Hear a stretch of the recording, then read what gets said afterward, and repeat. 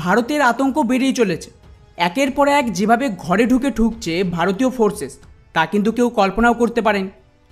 হালেই ভারতের তরফ থেকে মোটামুটি 11 বছর পর বদলা নিতে সোজা পাকিস্তানের লাহোরে ঢুকে আরও একজনকে খতম করে এসেছে, যা এই মুহূর্তে পাকিস্তান থেকে শুরু করে আরব মিডিয়া হোক বা পশ্চিমা মিডিয়া সব জায়গায় একটা বড় হেডলাইন তৈরি করেছে।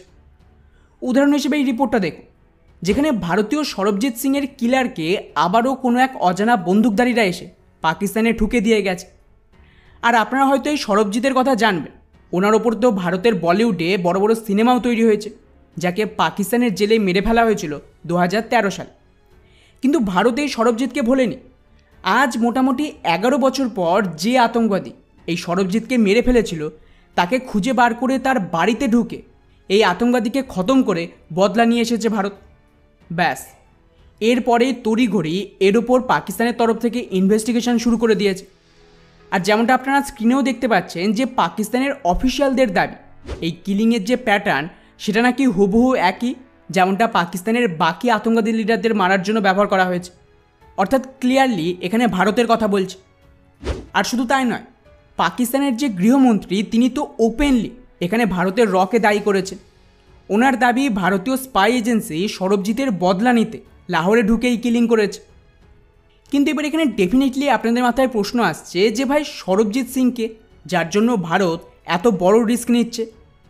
তো বন্ধুরা, ঘটনাটা 1990 সালে। এই সরবজিৎ সিং পাঞ্জাবের একটা সাধারণ কৃষক ছিল। যেমনটা আপনারা জানেন যে সেই সময়ে ভারত আর পাকিস্তানের মাঝে খুব বেশি ফেন্সিং ছিল না, তাই বর্ডারে যারা চাষাবাদ করত তারা কিন্তু মাঝে মধ্যেই বর্ডারের ওপারে চলে যেত। আর সরবজিতের ক্ষেত্রেও তাই হয়। কিন্তু দুর্ভাগ্যজনকভাবে সরবজিৎকে পাকিস্তানের সেনাবাহিনী ধরে ফেলে এবং ওখান থেকে কিডন্যাপ করে নিয়ে যায়। এরপর মোটামুটি বেশ কয়েক মাস পর সরবজিৎ তার বাড়িতে চিঠি পাঠায় যে পাকিস্তানের সেনা ওনাকে আটক করে জেলে ভরে দিয়েছে।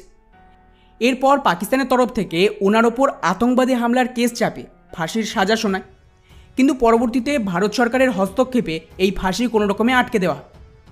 এরপর 2013 সালের আশেপাশে পর্যাপ্ত এভিডেন্স পাওয়া গিয়েছিল যে সরবজিৎ নির্দোষ, এবং মনে করা হচ্ছিল যে ভারত পাকিস্তানের মধ্যে যে রিলেশন সেটা মোটামুটি এখন ভালো হওয়ার পথে, তাই ওনাকে হয়তো এই কারণে ছেড়ে দেওয়া হতে পারে। আর ঠিক ওই সময়ে পাকিস্তান আর্মির নির্দেশে এক আতঙ্কবাদী লিডার আমির তাম্বা, যে হাফিজ শহীদের পরিচিত, তো তার মাধ্যমে জেলের মধ্যেই সরবজিতের ওপর হামলা করায় এবং ওখানেই নৃশংসভাবে পিটিয়ে আধমরা করে দেয় সরবজিৎকে।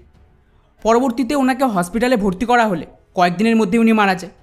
আর সেই সময় থেকেই কিন্তু ভারতের জনগণ খুব বেশি চটেছিল পাকিস্তানের ওপর। কিন্তু তারপর স্বাভাবিকভাবে ভারত সরকার এই বিষয়ে আর কোনো অ্যাকশান নেয়নি। কিন্তু এখন মোটামুটি 11 বছর পর যখন ভারত সরকার এই অপারেশন লঞ্চ করেছে সমস্ত আতঙ্কবাদীদের ভারতের বাইরে গিয়ে মেরে আসার জন্য, তখন এই লিস্টে খুব সম্ভবত সরবজিতের হত্যাকারীকেও সামিল করা হয়েছে। আর মানা হচ্ছে যে তার বদলা নিতেই এই অজানা বন্দুকধারীরা পাকিস্তানের এই আতঙ্কবাদীকে পাকিস্তানের ভেতরে ঢুকে খতম করেছে। কিন্তু এবার এখানে প্রশ্ন আসছে যে এর প্রমাণ কি যে এর পেছনে ভারতের হাত রয়েছে? তো বন্ধুরা, এটা এখন ভারত সরকারই স্বীকার করছে। উদাহরণ হিসেবে কিছুদিন আগে সানডে গার্জিয়ান যখন একটা রিপোর্ট সামনে আনে যে ভারত পাকিস্তানের ভেতর 20 জন আতঙ্কবাদীকে খতম করেছে, তো তার জবাবে আমাদের রক্ষামন্ত্রী কিন্তু ওপেনলি বলেছিল যে হ্যাঁ, যদি কোনো আতঙ্কবাদী পাকিস্তানে পালিয়ে যায় আমরা ওখানে গিয়ে মেরে আসব। যাকে British media Sunday guardian source বানিয়ে নতুন একটা আর্টিকেল নিয়ে আসে যে দেখুন, ভারত তো এটা নিজে স্বীকার করছে।